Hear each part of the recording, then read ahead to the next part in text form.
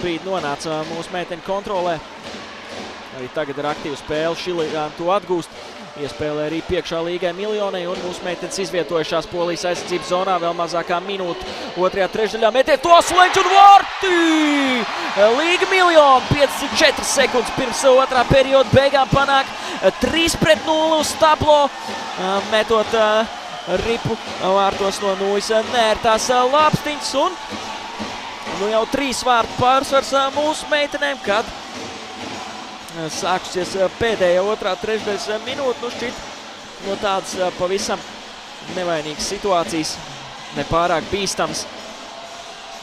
Viss eskalējās līdz tam, ka Miljona izpildīja metienu pēc izlaušanās starp 3 Polijas hokejistiem pa vārtiem, un tas arī sasniedz mērķi. Martiņš Sas jau 3. reizi šajā spēlē turnīrā ir bijis.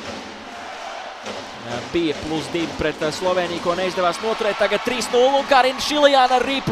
Iespēja viņa izpildīt metienu. Viņas šķīlēns gan nesnāk tāds, kā vēlētos pa Martiņas Sasas vārtiem. Sasa glābi un nu jau ripi pie Polijas hokejistiem. Tālu piespēle nenonāk līdz adresātam. Teicam, Līga Miljona kārtējo reizi apruņo pretinieci. Piespēle līdz tukšiem vārtiem un 4-0 panāk mūsu meitenes. Nu teicam, saspēle Karina Šiljāns un Līgas Miljonas izpildījumā un 3-0 ātri vien pārto par 4-0 un Miljonai otrie vārti šovakar. 4. rezultivitātes punkts šodien tikmēr